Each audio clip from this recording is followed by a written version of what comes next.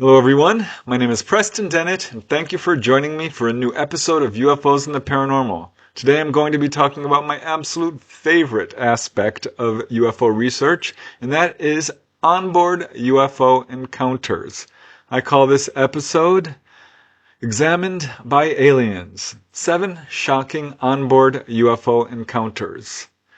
This is perhaps the most controversial aspect of UFO research. There's quite a lot of debate about it, but the fact is many people are reporting these experiences. It used to be thought of as quite rare. A lot of researchers are now reversing their opinions about that. I know J. Allen Hynek is quoted as saying as many as 1 in 40 people have been on board a UFO. And in 1991, the Roper organization did a poll which found that it could be as many as 1 in 50, very close to what J. Allen Hynek says. At any rate, it's certainly a lot more common than most people think.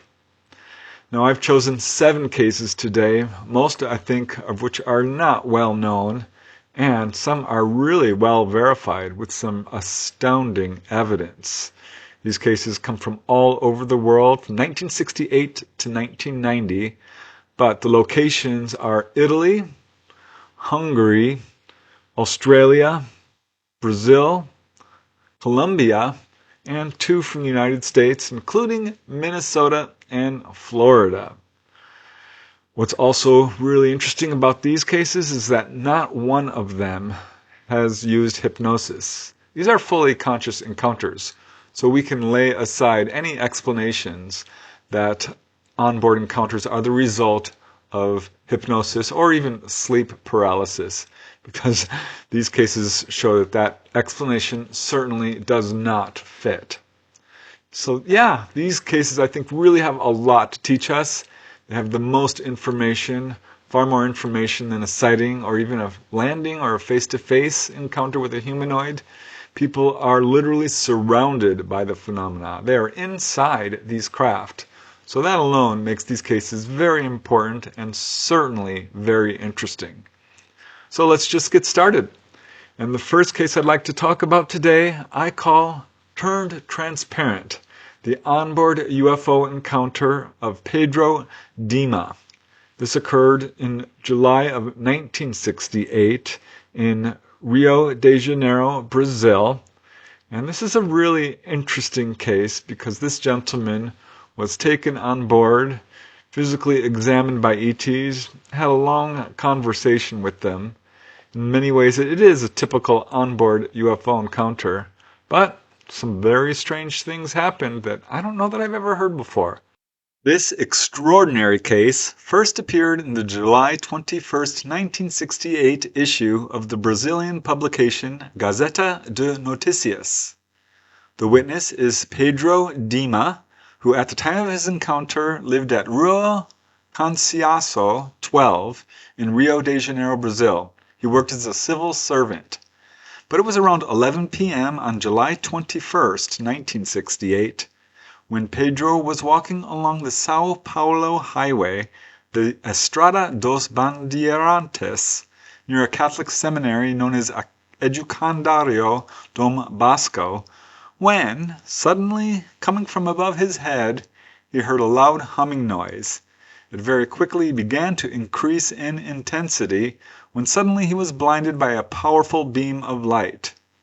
At that moment, 2 green lights appeared next to him, apparently attached to a craft of some kind, and he saw that it had actually landed right next to him on the street.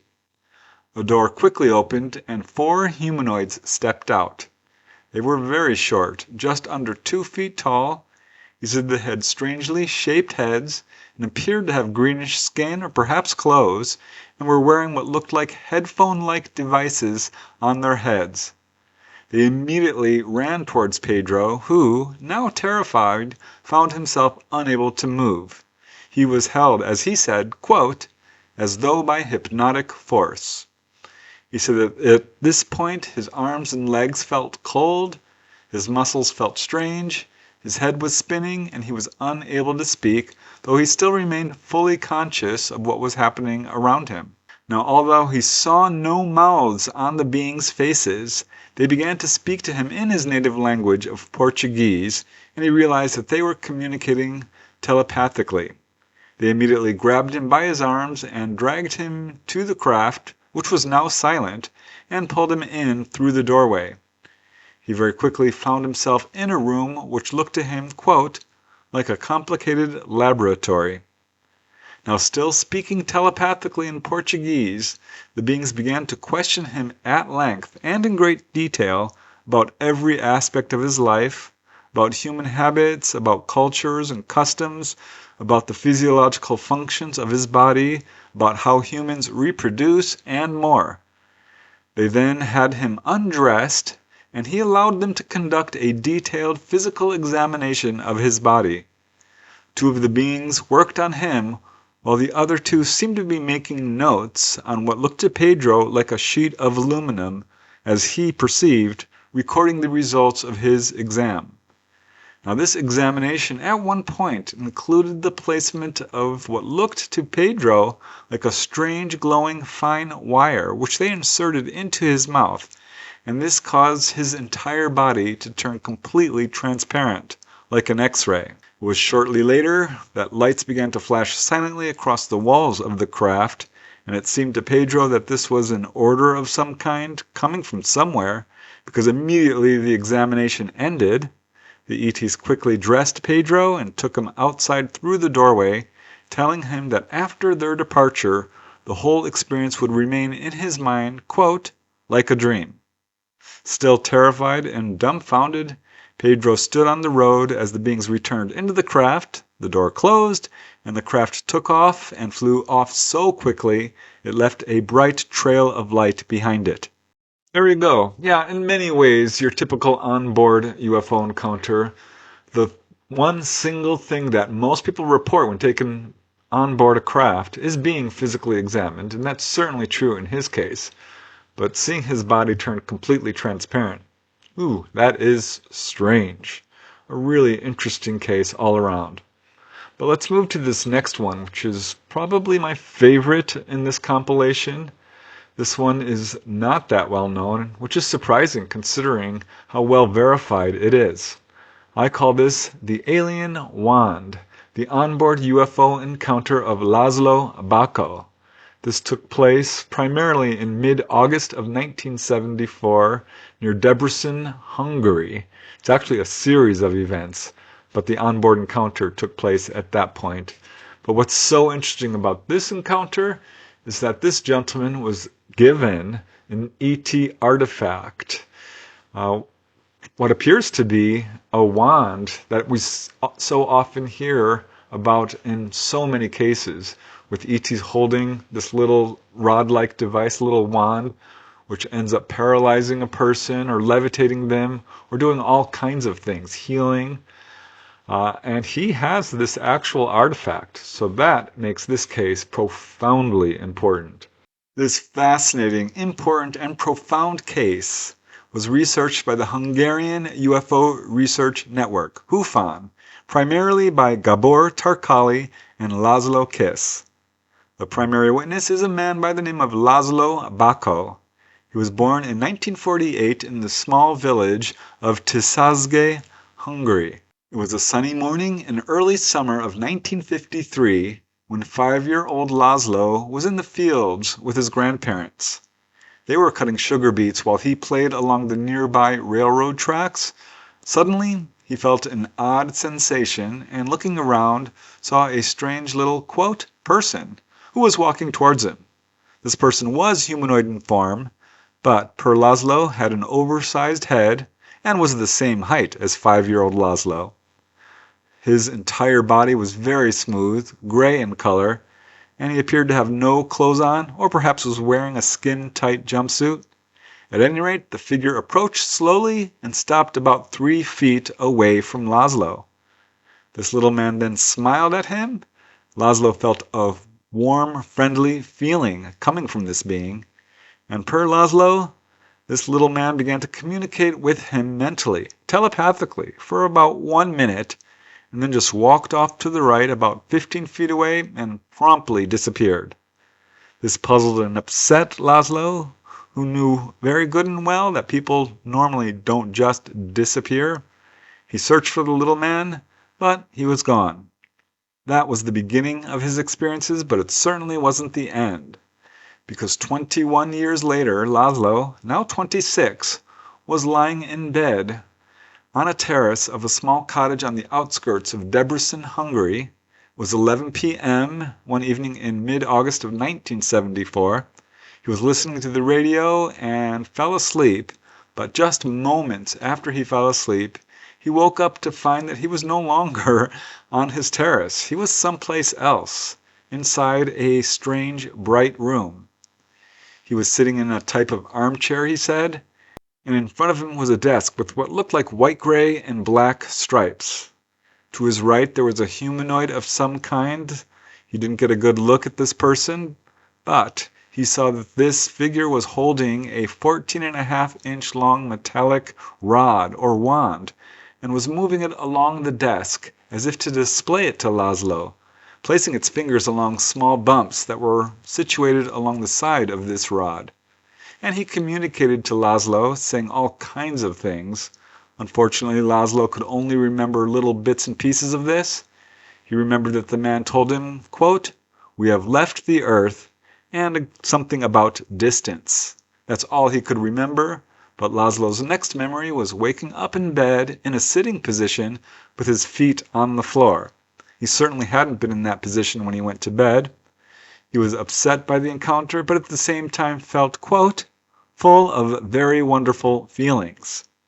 And this is when he noticed a paper box near his bed, which was all lit up with a strange green light, and looking inside, he found this weird metallic rod that he had seen in this strange room, being held by this being, and it was now emitting green light from one end.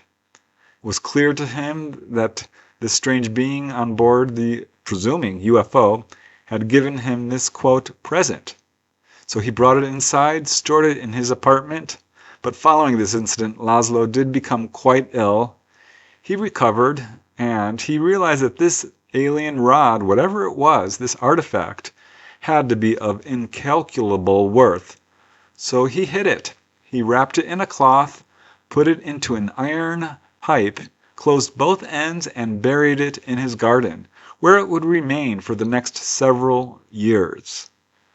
Now you can see this object here. It is a silvery white metallic color, 14.5 inches long, about 1 inch in diameter. The ends are rounded. It has a rough surface with 9 raised kind of gold brown hemispherical nodules or bulges along the side.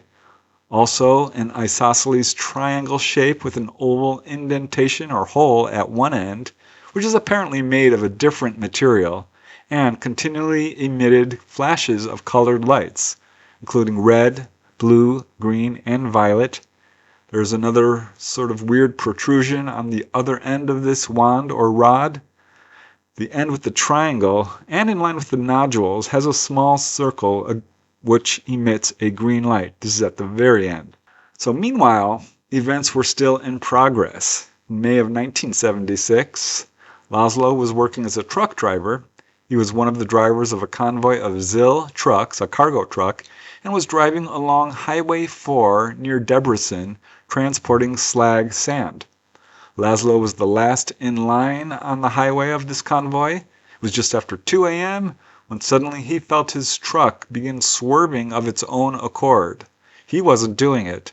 It moved first to the left and then to the right for a duration of about 12 to 20 seconds, when suddenly, for no reason that he could fathom, his truck rose up into the air and then dropped down on its side on the highway.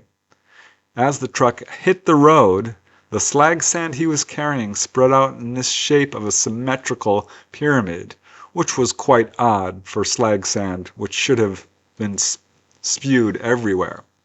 Now the truck was not damaged, but Laszlo, of course, was unable to open the driver's side door, which was against the ground, so he hopped out through the other window, and it turned out that the drivers in front of him actually saw his truck rise up in the air through their mirrors. Police were called. Tow trucks were called. The truck was towed back to the company office.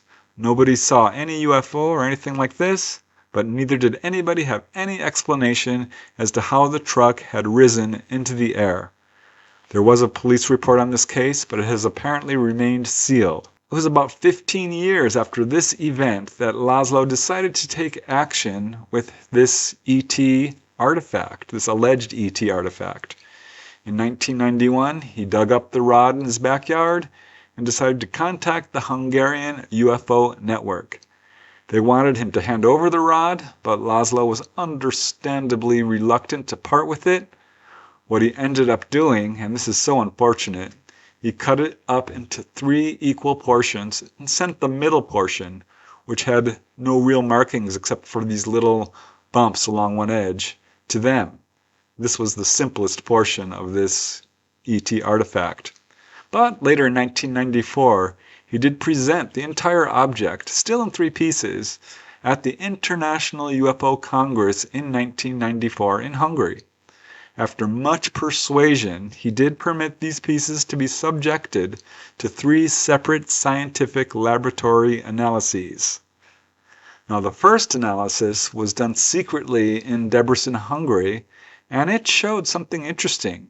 It showed that this object, the central section, was made up of 100% ultra-pure magnesium, of a purity that really stunned the scientists doing the analysis, as normally the highest possible rate of purity naturally achieved or through a laboratory is about 99.5%. No, this was closer to 100. 2 additional analyses in separate labs also produced the same results. These 2 other separate analyses were done in 1995, one in France and one in Slovakia. And yeah, got the same darn results. As researcher Gabor Tarkali says, on the basis of the facts detailed above, we consider Laszlo Bako to be the owner of an object whose origin is probably extraterrestrial. Now, researchers did note some other strange effects and properties of this rod.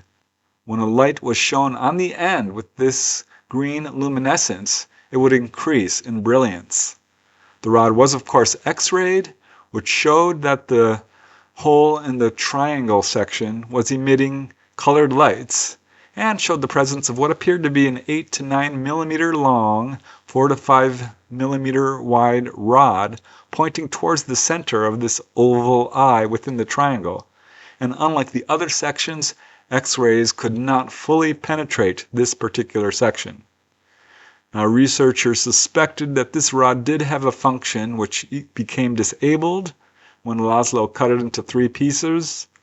Researchers did determine that these fluorescent colors coming from the eye section were not normal light, but were probably more accurately described or produced as coming from subatomic radiation or particle radiation of some kind, creating more of a holographic type effect. They speculated that these nodules alongside of this rod may have been the controls, and that the device could have had a number of purposes, such as healing or creating weightlessness, emitting a paralyzing beam, the other effects so often described by contactees. But, of course, this was pure speculation. And from here, the story ends with only rumors. Reportedly, sections were sent to Japan and were never returned, nor was the analysis. Others say that Laszlo was first open to more research, but then became somewhat paranoid and shunned all inquiries and cut off all contact with everyone. Some say the pieces of this object were stolen. Whatever the case, recent efforts by researchers to locate Laszlo or the rod have proven fruitless.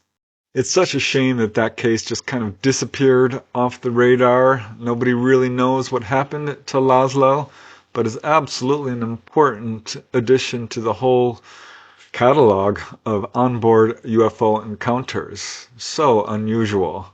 It's not the only case involving an ET artifact, but it's certainly one of the best verified out there. What a shame he chopped this thing up into 3 pieces, because that had so much potential to really change the way everyone feels about this subject. And let's face it, they still weren't able to even explain what this artifact was. So again, a very, very important case, I think. Now let's move to the next one, which I call Intimate Relations with an ET, the onboard UFO encounter of Liberato Quintero. This took place in 1976 in El Banco, Colombia. Of all the cases in this compilation, this one is probably the best known. It is one of a number of cases in which the witness reports having intimate relations with ETs. So that is a very interesting aspect to this case, because we know ETs are very interested in human reproduction. There's the whole hybrid baby phenomena, and this case certainly speaks towards that. But it's pretty well verified too, with some witnesses, outside witnesses who saw the craft, as well as landing traces, and an all-around really interesting and unusual case. This case was originally published in the Colombian newspaper Vea and quickly spread to other newspapers, various UFO publications, and books. It became quite well publicized. The sole witness is a rancher by the name of Liberato Quintero. It was just after midnight one evening in 1976 when Liberato was awakened by a thunderstorm, and upon awakening he felt an unusual premonition, as he says, as though something odd was going to happen to me. He felt nervous, he was sweating, and felt strangely compelled to walk out of the house, almost as if he was, quote, controlled by some inexplicable external force. Now his wife, Brunilda, also noticed his strange behavior, said he was snoring, which he never does. He went to bed much earlier than he normally would. So she noticed something strange also was going on, but did not follow him out of the house. Moments later, after leaving the house and going outside, a brilliant light appeared overhead, frightening him enough that he threw himself down to the ground to protect himself. This light quickly approached. Liberato tried to get up and run away, but could only manage to crawl into a bush and try to hide. And as he says, everything seemed strange. At first I thought I must be dreaming, but soon I realized that none of it was a hallucination, but all real enough. A big luminous craft, shaped like a hen's egg, was slowly descending from the sky, vividly lighting up the whole area all around. Now, although it was quite a cool evening, he now felt, quote, an absolute unbearable heat. He says that this craft landed in silence a short distance away, was blazing with a blinding light, too bright to even look at first. But then he heard a metallic scraping noise, and looking at this object, saw that an opening had appeared in the craft, and a ladder-type device was extending to the ground. As Liberato says, I was by now more scared than ever. I wanted to run for it, but that was impossible. I was simply nailed to the spot. However much I wanted to run, I simply couldn't do it. At one point, I felt I was about to swoon, but then I felt a new access of strength and just sat there where I was. But I nearly let out a yell when I saw a number of people coming down out of the machine. Now he could see that each of these figures was holding a kind of flashlight. They were all about 4 feet tall, he said, pale-skinned, with flattish faces, high cheekbones. They had round, protruding eyes, tipped with thick eyebrows. They were both men and women. The women had long hair. They came out after the men. All the figures looked around the environment with apparent great interest. One of the men then walked over to Liberato and began to pull him up. Very quickly the others came and surrounded him, at which point he started fighting them. And as Liberato says, I knocked at least 4 or 5 of them down, but they were too many for me and my strength was soon exhausted. So these little figures grabbed a hold of Liberato and began to pull him towards the craft. He lost consciousness and found himself inside the craft in a well-lit room.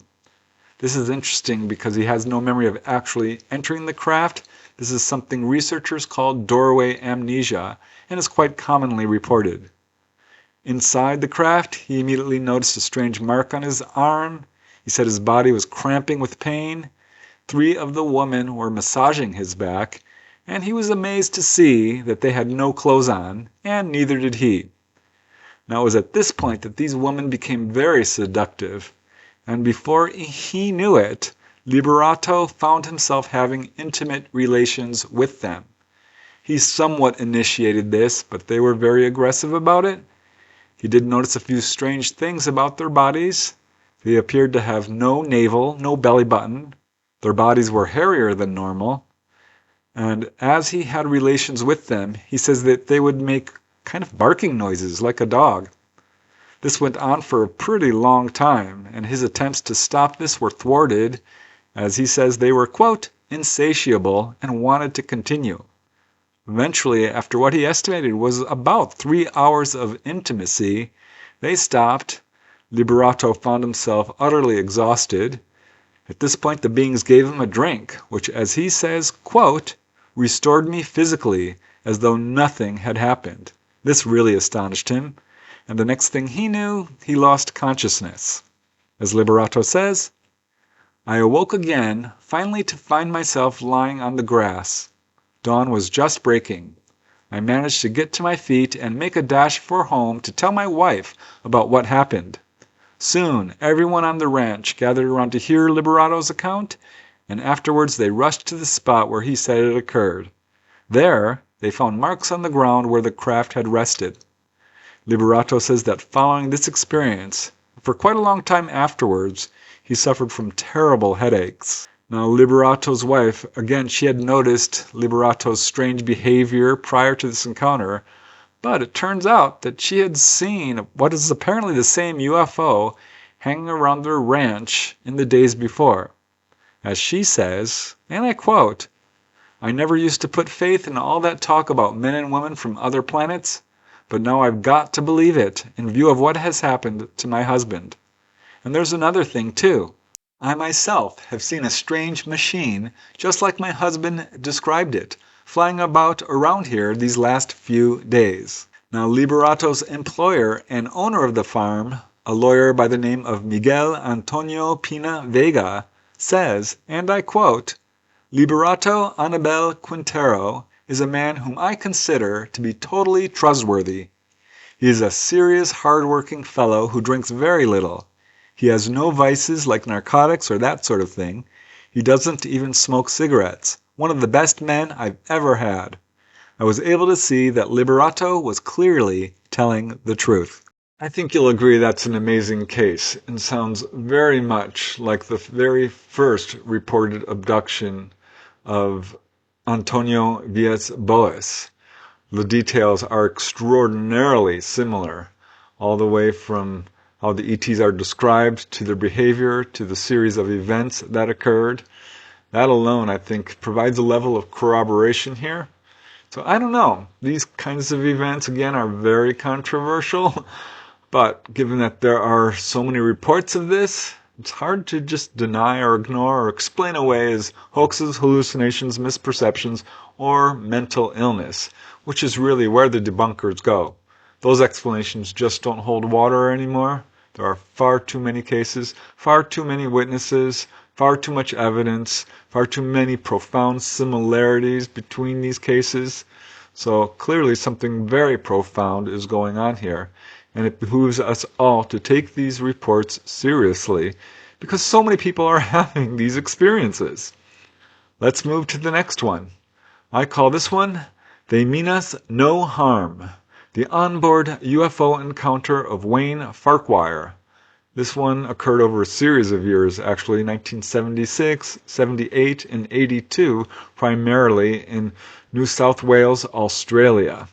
I have to give kudos to Wayne for coming forward. He was initially anonymous, but ultimately decided that he doesn't care, that it's time he just speaks publicly about this, that it's important that people know these things do happen. And yeah, his case is profoundly interesting and really unusual. This case comes from the first-hand testimony of the witness himself, a gentleman by the name of Wayne Farquhar, again employed as a security guard, but also a certified lay minister. He was initially anonymous, but decided to go public because, as he says, I don't care anymore. I only kept my identity secret because of the work I do. Now, his experiences first began one evening in 1978. He woke up in his bed to find that the room was all lit up, and coming through the open bedroom doorway was what he describes as, quote, a thick stream of dense smoke. But it was clear to him that this wasn't smoke. There was no smell, it was kind of reddish in color, and it seemed to move as if alive. He immediately tried to wake up his wife, who was asleep in bed next to him, and although she did wake briefly, she immediately went back to sleep. He could not wake her up. This concerned him because this smoke was kind of roiling towards the cot where his infant daughter was sleeping. At this point, a bright beam of light came through the ceiling and hit the cot where his daughter was sleeping, and Wayne found himself losing consciousness.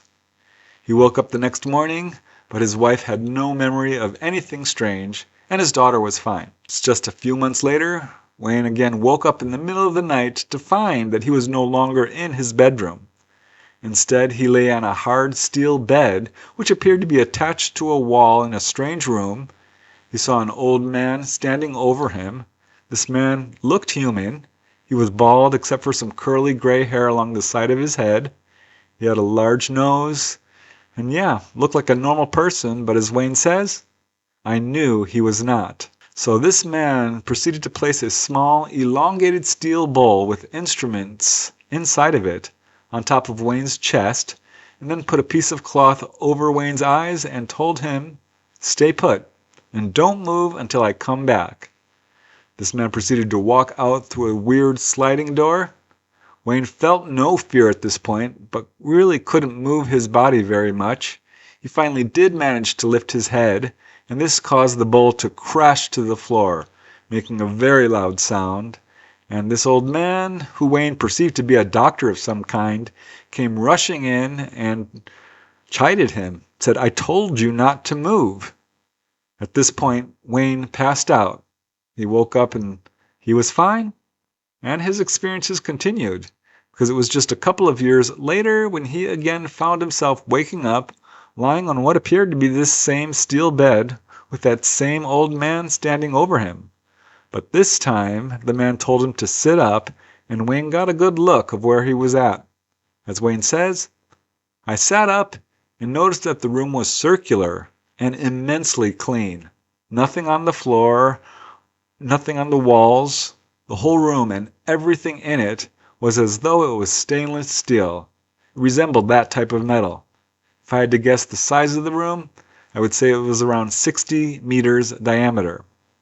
Now at this point he blacked out, and the next thing he knew, and this is so strange, he found himself waking up in a small, weird craft with 3 men flying through what appeared to be outer space. As Wayne says in his own words, it seemed to the 3 men that I woke up unexpectedly, and it startled them. The vehicle I was in was very similar to a small car. I was sitting up in the back seat on the left side with a man on my right and 2 men in the front, one driving and the other a passenger. As soon as I opened my eyes, I looked at the guy seated next to me. Then with a raised voice, he said, "He's awake."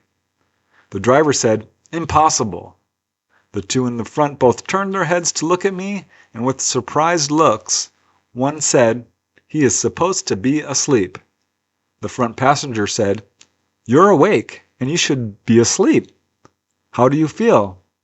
"I'm okay," I said. "Well, while you are awake, you might as well have a look around." Definitely I was in outer space and flying at great speed. The vehicle was just like a little car, and it moved incredibly and was silent. We spoke for I don't know how long about what's taking place, why I'm here, and who they were. I remembered everything they told me. Then I woke up in my bed with all the information gone, except for the memory of being with them. So this experience was very positive for him. It provided confirmation of his prior experiences. It let him know that we are not alone in this universe. But still, he kept most of it secret from everyone, telling only his wife parts of what happened. But his experiences continued. In 1982, at age 27, employed as a security guard for Wormald Security Wollongong in New South Wales. He was up at the top of Mount Kembla. This is a lookout not far from the coal mine in the area, when, as he says, I noticed something strange in the sky. It looked to him like a bright star, but it was ascending upwards slowly, and then it remained stationary in the sky for hours. He thought it could be a star, but the other stars were moving, and this one stayed in place, so clearly not a star. And this was not the only time he saw this. This happened, he says, for several nights in a row. Finally, one night, he flashed his flashlight at it, trying to get its attention. There was no response, so he did it again on the next night, and he didn't think much of it and was just sitting in the front seat of his car drinking coffee, when the next thing he knew, he was no longer in the front seat. He had apparently passed out, but he was now lying in the back of his car. It was very obvious to him that something had just happened. He had to struggle to get up. And I'll just let Wayne describe in his own words what happened. As he says, I forced hard in raising my head, turned it slightly, and saw a large UFO with an open doorway, and seeing clearly, two alien entities standing on the ground in front of the open door.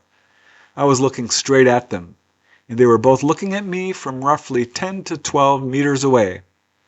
I again forced myself to raise my arm, and I gave a little wave. I smiled at them, and I noticed one of the beings turn his head towards the older one. Now remember, clearly, I saw this in crystal clarity. Never did I see him move his lips, but I saw the older one nod his head in disagreement, as if to say no. Their appearance was humanoid, but nothing like us. They had two eyes, nose, mouth, but nothing human-like. Their color was totally gray. Their skin was absolutely gray in color. Who they were and where they come from, I have no idea, only that they were not from Earth. The only thing I do know is they are not from Earth. They meant me no harm, and I truly felt no fear with them. I guess they saw my flashing light, so they came to investigate.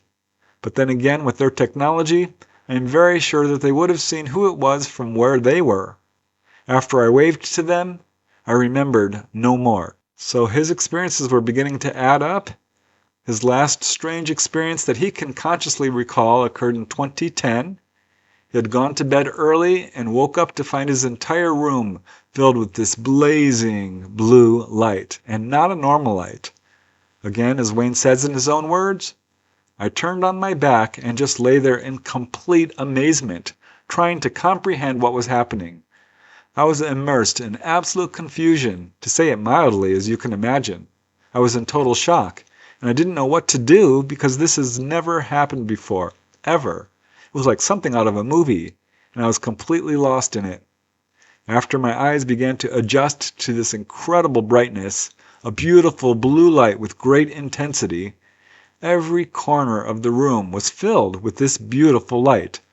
Its intensity was so strong, I believe it would have even penetrated the inside of the wardrobes. It was not only bright, but it was powerful beyond words of description. There was nowhere this light was not. Truly, it lasted a few long minutes before it suddenly went out, leaving me once again in complete darkness. So Wayne jumped up, told his wife. They returned to the room and inspected it. They could find nothing out of order. So after talking about it for a little while, Wayne lay back down in bed and asked mentally, "Who are you? Who caused this light?" And he got a response, and the response was amazing. He saw this figure of a being on his ceiling. As Wayne says, his image was on my ceiling, and I was blown away by it. Please do not think I am making this up, because I am not. This is the total truth. I swear before God. He was dressed in shiny black, tight-fitting overalls, which looked to be plastic, but was not plastic. He was very much human in appearance, with pale skin, and had long, straight, white hair. He said nothing, but continued smiling and blinking probably for my benefit, to show that this was not a picture, but a real-life image of him. Not a word was said to help me understand why he came, and why the light. But he is what we term alien, un-Nordic. So that was his last experience, though Wayne does report quite a few psychic experiences, and he believes this is one of the reasons he was contacted by ETs. And eventually he decided to go public. As Wayne says, I have had numerous encounters and experiences from other beings. This is absolutely truthful, no exaggeration, but as it occurred. He did at one point try to go under hypnosis, but it was not successful, so he just has the encounters that he remembers. And as he says, I have so often kept things to myself out of fear of what others may think. I am sharing these stories because I believe it is near time that things must come out and be discussed openly. I only want to share what I have learned and experienced, and through this, bring a little better understanding of those we class as alien. I do know for sure they, the aliens as we call them, mean us no harm, but are here to help us in becoming a much better people, a much better humanity. An amazing series of experiences by any measure. I like that case because he's a good witness, a security guard. So many security guards have encounters, but also a minister, very well respected, a family man. And I think his case is important because he's very lucid about it. Never went under hypnosis, tried, but recalled his experiences primarily fully consciously. This is true with every case in this compilation. So again, you can try to explain these cases away as false memories produced by hypnosis, but it would not be accurate because none of these people used hypnosis and had fully conscious encounters. So there you go. Try to explain that away. Let's move to the next case. This one is also super interesting. Didn't get a whole lot of attention here in the United States, but certainly was fairly widely publicized when it occurred. I call this one Invited, the onboard UFO encounter of Antonio Conte. This occurred on January 18, 1978 in Luciana. This is in Vicenza, Italy. And this is another extraordinary case involving a gentleman who received an ET artifact. And it's just a really interesting encounter in some other ways, considering what actually happened to him when he was on board this craft. This case comes from Italian researcher Paolo Fiorino and was published both in UFO Universe, the October-November 1991 issue, and the Italian publication UFO Rivista di Informazione Ufologica, number 38, and in the July-August 1989 issue of the International UFO Reporter, and actually in many other publications. It was 11:30 p.m. on January 18, 1979, as the primary witness, Antonio Conte, a 42-year-old man who worked as a woodcutter, was driving his Renault automobile through the Luciana area of Vicenza, Italy, when, without warning, and by no actions of his own, his car came to a sudden stop, the lights went out, and the car doors opened by themselves. Needless to say, this astonished him, but even more astonishing, ahead of him on the road, he saw a large, quote, orange ball with a flattened base. Immediately, a door slid open on the side of this sphere, and a humanoid about 3 feet tall, very slender, wearing a copper-colored, scaly-looking metallic uniform, leaped out. Immediately behind it, a second identical-looking figure followed. The witness at this point got out of his car and stared in absolute amazement, leaning against his car as he says, quote, in order not to faint from fright. It was at this point the beings began to approach him. He wanted to run away, but found that he was absolutely paralyzed by fear or otherwise, he is not sure. Now, when these little figures got closer, Antonio could see that they had long hands, looked like they ended with pointed nails. Where their ears would be, he saw what looked like twisted wires, which appeared to be vibrating and humming. And he says these beings began to gesture at him, inviting him in a very friendly way to go on board the craft. And he was convinced by this that they meant no harm, and he saw what he described as a, quote, friendly sparkle in their eyes. So, of his own volition, he walked up to the door of this craft and entered. The little beings followed him inside, and Antonio now found himself inside a very small room, about 6 feet wide, and he says it was filled with electronic-looking gadgets that he really couldn't describe. They were on all 4 sides at about waist level upwards. There was also what looked like a computer-like screen with, quote, luminous balls on it that were following a horizontal path. In front of him was another glowing glass screen behind which he saw additional figures. He really didn't have time to observe anything else because at this point, one of the 2 beings approached him and began to undress him, first taking off his jacket and then starting to unbutton his shirt. This frightened Antonio. He began to resist them, trying to make them understand, using gestures, that it was cold outside, he didn't want to undress, that he wanted them to leave him alone. Now it was at this point the other being gestured or signaled in some way at the one attempting to undress Antonio, and the being undressing Antonio touched the wall, and this is so strange, a metallic suit just like the ones the beings were wearing appeared. And Antonio had the distinct impression that the beings wanted him to put this suit on. This frightened him even more. In fact, it frightened him so badly his legs gave away and he fell to the floor and began imploring the beings to just let him go. At this point, one of the beings opened a kind of drawer and lifted out a very small metallic box which seemed to have writing on it, or he was writing something on it. This was Antonio's impression. And then signaled the witness to put it around his neck, actually handed it to him.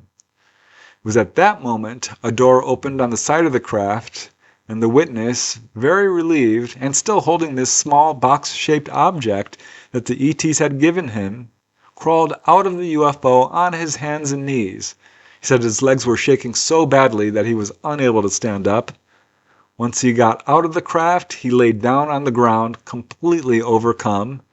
Immediately, the environment around him was plunged into darkness, and he realized that this glowing spherical craft had disappeared. His car headlights immediately came back on.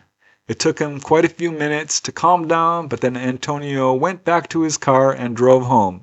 Arriving home, Antonio's mother immediately noticed his frightened expression and asked him what was wrong, but Antonio found that he was still in such a state of shock that he was unable to even talk about what had happened to him. He did take this object given to him by the ETs and hid it in a little crack in the wall. The next morning, he met with a friend who found him still distraught, and his friend encouraged him to explain what happened, and this is when Antonio revealed his story. Now, living in this small village, news spread very quickly about his ordeal, and Antonio found himself the object of ridicule and scorn, with some people calling him crazy, or a drunk, or a liar, or mentally ill. Those who knew him best, though, did testify for his honesty, sincerity, and mental stability. The police were called, they interviewed the witness, they became convinced he was telling the truth. And this is where the case ends. What happened to the alleged ET artifact remains unknown. Apparently the witness, because of the way he was treated, refused any further interviews or examinations. I really feel for Antonio. That was clearly a traumatic experience for him, but even more traumatic was the reaction afterwards, all the ridicule and scorn that was heaped upon him. So unfair. So many people having these encounters. I think we should, treat witnesses with respect and take a serious interest in their case and study it without bias, without preconceptions. I think if that had been done, this case would have held a lot more potential to answer a lot of these questions surrounding this subject, and we would have found out what happened to this apparent ET artifact, which, as you can see, we don't know what happened to it. Such a shame, because there was such potential in that case. This happens over and over again. This subject is still not treated with the seriousness it deserves. It's one of the reasons I do this research and put out these episodes. So, let's move to another really extraordinary case. I call this one The Messages from the ETs, the onboard UFO encounter of Roger R. This involves a very young witness, 10 years old, who had a fully unconscious encounter that was incredibly complex, interactive, with a whole lot of information. And while the witness is quite young, he was given information that his father, who is also a contactee, was able to corroborate, which really, in effect, proved the validity of his case. And it was also professionally researched by an experienced investigator, which raises the level of credibility. You can make up your own minds about it. Pretty sure you haven't heard of this case before. I know I hadn't. So that alone makes it pretty darn interesting. But as you'll see, yes, incredibly extensive. This one occurred on April 29, 1989 in Orlando, Florida. And wow, is it a strange one. This case was thoroughly researched by a Florida-based MUFON field investigator, Jim Greenan, who you can see here. He's also the state section director at that time. And the primary witness is a 10-year-old boy by the name of Roger R. He is anonymous. At the time, he lived with his mother, stepfather, also an experiencer, and his younger brother. He is a fan of Star Trek, and on the night of April 19, 1989, at 11 p.m., he had just finished watching the show. It ended, and he was sent to bed. And per Roger, sometime in the middle of the night, a weird sound that sounded like voices woke him up. Sitting up in bed, he could hardly believe his eyes. He saw 4 entities. He said they were each about 5.5 feet tall. They had bald, kind of heart-shaped heads, giant dark eyes, no real nose, just 2 holes, and a slit for a mouth, and a kind of goldish brown skin complexion. They pulled him out of bed and placed him on this weird floating platform that was in his room. They clearly had brought it in there. It was opaque, white, kind of glass-like, and per Roger, about 2 feet wide and 6 feet long. So after these beings placed him on this platform, they began to move it towards the closed windows. And they started to actually open the window, at which point Roger told them that there was a security alarm, and if they opened the windows, this alarm would go off. The beings assured him, telepathically, that it would not go off. And they proceeded to open the windows, take off the screen, and guided Roger, still on the platform, out the window. Of course, the alarm did not go off. Roger found himself being carried along the side of the apartment and out to a small field next to the apartment. He could now see that there was a smallish craft sitting in the field. He described it as looking like 2 plates placed end to end. A door swung open on the side. He said it was flat and lined with lights and kind of formed a ramp up into the interior. And at this point, Roger's memory lapsed briefly, and he doesn't remember going inside the craft. Again, another example of what researchers call doorway amnesia. His next memory is finding himself inside the craft in a small room which had a black glass table with what looked like buttons on it. He said on one side of the room there was what looked like a control panel with a large screen above it. One of the beings pressed a button on the table which caused the floor of this craft to light up. Then another one of the beings pressed a button on the control panel along the wall, and this really surprised Roger because the screen showed the outside of the craft, and Roger saw that the craft was now moving straight upwards. He was surprised because he could feel no sensation whatsoever of any movement. And this is when the beings began to speak telepathically to Roger, asking him what he was. Roger said he was a human boy. They asked his name, and he told them. They told him that they knew his parents. They took him to another room, showing a moving image of his friend, Nancy, in what looked to Roger like a hospital. And they said that they couldn't show him the whole film because equipment was causing some interference. He asked them where Nancy was, and they told him that she was on another ship, and that this was her last lifetime, and she would not be reborn because she had already been born too many times. They said that people are reborn 1,000 times, and that some of them, meaning the ETs, also incarnate on Earth. They then gave him some predictions, told him his mother was going to get a high-paying job, actually showed him the building. They showed him many things. A boy he did not know, another young girl going into a ship. They told him that they were studying her. They took him to another room. At this point, Roger noticed a small red orb following him. He said another device floated over to him and appeared to take a skin sample from his finger. Roger, at this time, had a few sores on his body. He is a 10-year-old rambunctious kid, but he found that all his sores were healed. They then had him push a button on a device. He asked them why, and they said that this was to take a blood sample. They showed him another man sitting on a table who was also apparently being examined. They then took him to yet another room. He felt a kind of weird vibration, and a door opened, and he now saw that this smaller craft had apparently been placed inside a much larger craft, which he described as being 4 times the size of his own apartment building. He said it was mostly white inside. They removed his clothes. They gave him a red suit to wear, which he said clung to his skin and had weird hieroglyphic-like symbols on it. He said a new reddish orb started floating over him, sending down occasional beams of light onto him, which the ETs explained was scanning him. The ETs then told him that they are able to present any appearance they want to people, but that the form that he was looking at was their true form. They told him that they are not only contacting him, but his 3-year-old brother.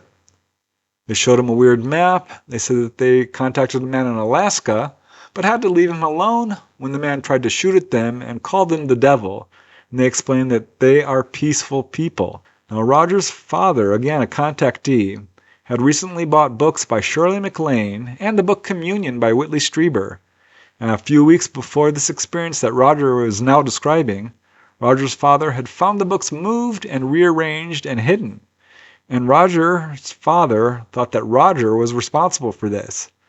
But now the ETs told Roger that it was actually them who had purposefully hidden the book by Shirley MacLaine, as the contents were not accurate. They told him that she had written this for money. They then said that they had actually rearranged the book Communion, opening it specifically to page 112 and leaving it open on the bookshelf because they wanted his father to read this page. They said that they had to leave quickly because they didn't want their father to see them at that point. They now showed him something else which was astonishing. They showed an image of his father going into Roger's room and checking on him sleeping in bed. And they told Roger that this was happening now, at the present moment, and that Roger was both on the ship and at home at the same time, that they had this ability. This is interesting because so many contactees talk about having an hours-long experience, like Roger did, and being returned only minutes later. So that's apparently what's going on here. At one point, Roger said he was taken to a closet-sized room where a red laser-like light scanned over his body. Some of these events aren't perhaps in the correct order because a lot happened. At one point they asked him what he would like to do with his life, and he said he wanted to go skiing. And they showed him a very lifelike image of him skiing at age 13. He said it was so real he could actually feel the cold from the snow. They showed him something else, an incident at Daytona Beach, which had occurred much earlier, where his father had almost gotten into a car accident. And they said that they had actually swerved the vehicle themselves to prevent this accident. And they said that the plane that Roger's father saw was actually their craft. Now, Roger's father later verified these events as being 100% true. This is a very complicated experience. Many other events happened. Roger described seeing other ETs. At one point, they took him to a room with alien-looking animals in what appeared to be glass cages. They also told him, this is interesting, that the history his teachers were teaching him at school was not true, and that at one time people actually lived on Mars, that another planet in the solar system had been destroyed in a terrible catastrophe, and that it is now part of the asteroid belt. And they said that they were responsible for bringing people to live on Earth. They also showed him images of a room in what he perceived to be NASA, because he saw the words NASA, where aliens were being examined, and autopsied by scientists. This was the most upsetting segment of his experience. Said it was the worst part. They also told Roger that his father was a contactee and was being taken, and that this was the reason he often woke up tired, and that at this point he did not remember these events, but that in time he would. Finally, after a few more events, Roger was returned to the smaller craft. It landed on the same spot in this field, or hovered just above it. Roger was placed on the same weird platform, which floated him this time to the front door of the apartment. They brought him inside and put him back in bed. Now, Roger woke up the next morning with full memory of this. He also noticed that there was a black government car parked outside. Now, per Roger's father, he noticed that following this experience, many government helicopters were flying around the house. He also said that 2 weeks before this incident, he saw a man wearing a dark suit looking into his window. He rushed outside, saw the man actually jump the fence of the property, jump into a car, which was waiting for him, and drove off. So researcher Jim Greenan, of course, interviewed all the witnesses, got character references for both Roger and his father, interviewed his mother, friends, co-workers, and became absolutely convinced of the veracity of this case. He writes, "This case is considered an unknown of great significance because the 10-year-old boy apparently had no memory block while on board 2 UFOs, and his father seems convinced he could not have made it up. The father said they showed him many things about the past that the boy could not have known normally." A truly amazing case. And I know skeptics will say, listen, he's just a young kid. He was a fan of Star Trek, watched Star Trek that night before he had his experience. This must have been a dream. Not so sure that holds water, because of the information this child received certainly matches up with many other cases, is well beyond, I think, the ability of a 10-year-old to make up. And most importantly, his father is a contactee as well, and says that some of the information given to this child is absolutely true and could not have been known by him. So that brings a whole new aspect to this that is very, very hard to explain away as simply a child's imagination or a dream or sleep paralysis or anything like this. So there's a lot to learn, I think, from this particular case. Wish I could talk to this witness. It's been some years since he's had this encounter. It will be interesting to know if the predictions given to him by the ETs came true. Don't know. But again, another important addition to this really massively growing database of people who claim to have been taken on board ET craft.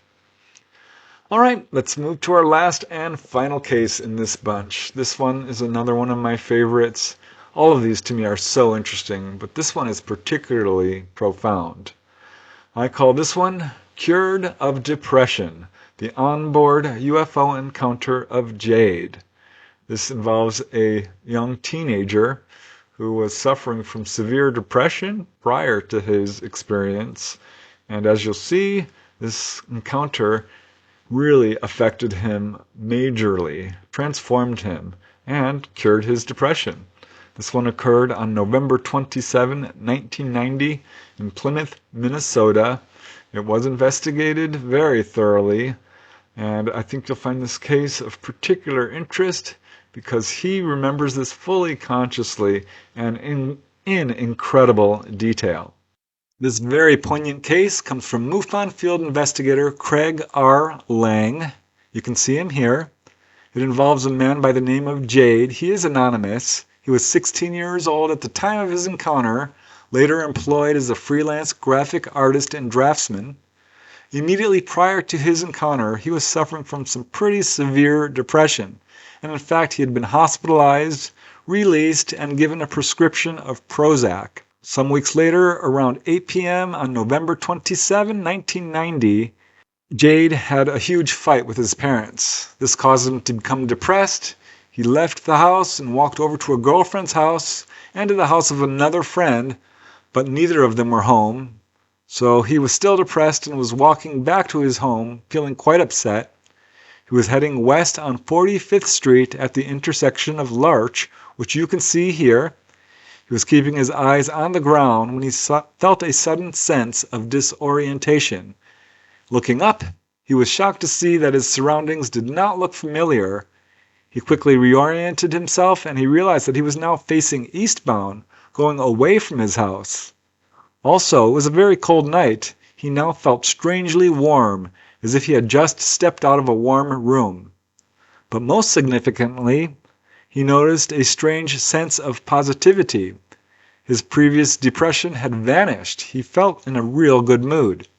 He ran home. His parents were still angry with him, but weirdly he didn't care, as he felt something very profound had happened to him that lifted his depression, but as of yet he had no memory of what.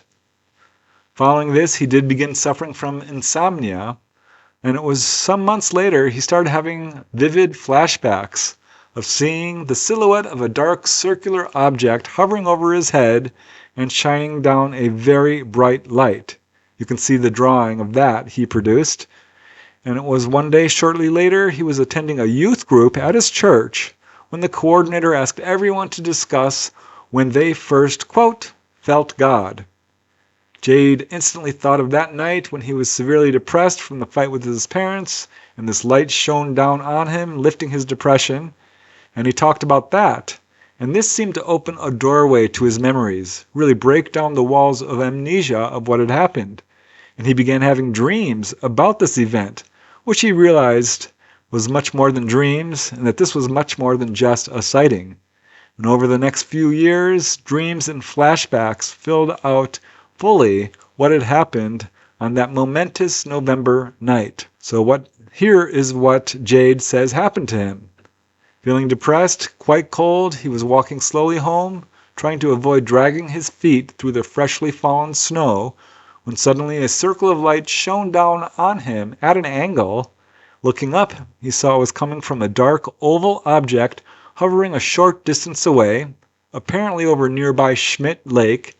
He said it was no more than 100 feet high, but it quickly moved straight over him, lowering to about treetop level and becoming blindingly bright. In fact, it was so bright he had trouble looking at it. He covered his eyes and looked down, but peered back up. He could see it was about 20 to 30 feet long, maybe 6 feet wide, and he could see that the light was actually coming from the center of this object. Now the next thing he recalls is he's inside this object. He's fully alert but unable to move, and he felt someone pulling him backwards into a dark room, very large, black or dark blue in color, with rounded walls and a domed ceiling. He felt as if someone was dragging him from behind by his chest. He was pulled about 4 feet onto a table or a platform in the center of the room, which rose from the floor. It was cold and hard, with a sort of smooth, slippery texture that he found difficult to describe. Kind of like plastic, he said, covered with chrome. Smooth and rounded and squarish in shape, quote, almost like a large pan. He said it seemed to contour to his body, rising up for the back and legs as if to prevent sliding. He said a cone of light shone down on him from above, narrowing as it came down towards his body. He saw a weird, quote, mobile-like object within the light, sort of hanging down. He said it was solid black and structured with several different branching posts, which ended in black spheres. But yeah, reminded him of kind of a child's mobile. Jade now found himself lying on his right side, facing a strange being. He could see it only from the chest upwards, and the first thing he noticed was the being's eyes, which he said were shaped mostly like a normal person's eyes, but slightly Asian-looking, and much larger and very penetrating. He said that there were whites in the eyes, but the pupils were much larger than a normal person's. And he also saw or sensed another identical-looking creature on the other side of the table. He said that they had large bald heads that flared out backwards from the temples, prominent cheekbones, and a very small chin, and that they had a slightly yellowish cast to their complexion. He said their faces looked strangely hollow, and he wondered briefly if it could have been a mask.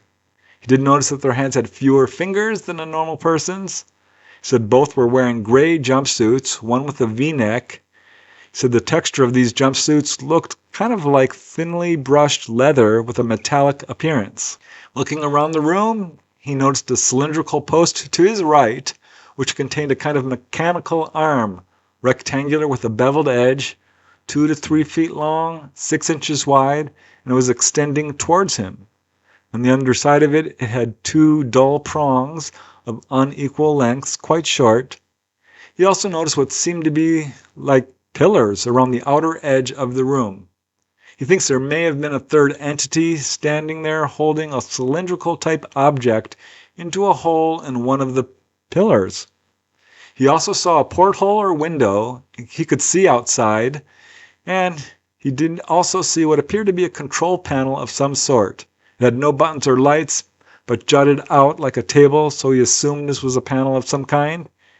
He did notice a few open doorways or openings between the pillars, leading to apparently other rooms. And on the floor, he saw what looked like a dark hole or an opening of some kind. So at this point, the beings were holding him still with their hands. One grabbed the bill of his baseball cap, which he wore backwards, pulled it off. The other one behind Jade braced his head and neck, while the one in front of him had his hand on Jade's shoulder. They then proceeded to speak to him telepathically. The one facing him looked deep into his eyes and mentally asked him, "Who are you, and why are you so depressed?" Now, although Jade did not recognize this being, he says he felt a very strong sense of relationship with him, and he felt that they were very much sympathetic to his feelings of depression. The beings then seemed to turn to each other, and he thought were communicating with each other. He sensed that there might be a disagreement or some sort of discussion concerning him, and that's really all he can remember. The next thing he recalls is being back on the street, finding himself facing the wrong direction, feeling warm despite the cold outside, and his depression completely gone. When he started having dreams and flashbacks of being taken on board a craft and being examined by the big-eyed short figures and having insomnia, he decided to contact MUFON. He did admit to a prior interest in UFOs and had read material on the subject, and while the investigator Craig R. Lang was convinced of the authenticity of his case, he did raise the possibility that Jade's prior reading on this subject may have contaminated his recall of what happened to some extent. There was one detail that was difficult to reconcile because Jade had recall of being at another location near Schmidt Lake, just west of I-494. At this location, which does exist, there is a large metallic spherical building which is used as a test lab by a local aerospace engineering company.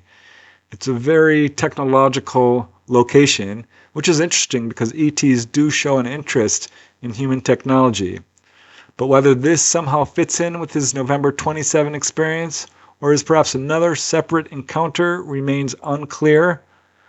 Now, as of the time of the investigation into this case, which was in 1997, Jade reports that his health is fine and that since his encounter he no longer suffers from depression and feels that this encounter cured him of his depression. How amazing is that? I always love it when an artist is having experiences because they are able to make drawings that really accurately describe what they experience. It's often been said that a picture is worth 1,000 words. I think that's especially true when it comes to UFO encounters because it's so hard for people to use words to describe what they've experienced when having a UFO encounter. So this is an important case in that regard alone, but also I think is a real accurate representation of what it's like to go on board a ET craft. While it can be quite scary, ultimately he feels this was a fully benevolent and positive experience. And I think these 7 cases that I presented today really give an accurate cross-section, a representation of what it's like to be taken on board a UFO. So, this, I think, is a phenomenon, I hate that word, an experience that should be taken much more seriously. It's not, as J. Allen Hynek said, it's really not part of the scientific method to ridicule people and treat them so heinously. And I think that's so true. These are important experiences. They have a lot to teach us. A lot of people are having these experiences. And again, as you can see, they're happening all over the world. It's been going on for a very long time. And to me, they're just incredibly fascinating. I said it at the beginning of this episode, but I think it bears repeating. These cases, while they may be controversial, still represent the cutting edge of UFO research. Pretty much everything we know about extraterrestrials, who they are, where they come from, and why they're here, comes from one single source. And that is the people who've had these experiences. It's not from, government scientists who have never had an experience or really haven't even done research, these pundits on TV, talking heads who are speculating wildly about what's going on here. Certainly not coming from our intelligence agencies who have a very long and heinous history of lying about the subject. It's coming from the contactees. So we should take them seriously, I think. There are a lot of them. Most remain completely silent and private about their experiences because of this really hostile climate of fear and ridicule and skepticism. Thankfully, that's changing. This subject is going mainstream. People are taking this subject seriously. And I think we're at a turning point where, this could actually result in disclosure at some point. I don't know. I'm kind of two minds about that. Not sure our governments will ever fully disclose, certainly not voluntarily. But on the other hand, I think it's inevitable that the truth will come out. And maybe one day we'll have open official contact. Who knows? Either way, the future should be pretty interesting. Thanks very much, you guys, for tuning in. Truly appreciate it. It's because of you I do these episodes, so thank you, thank you, thank you. And until next time, keep asking those hard questions, keep searching for the truth, and most important of all, keep having fun. I will see you next Friday. Bye for now.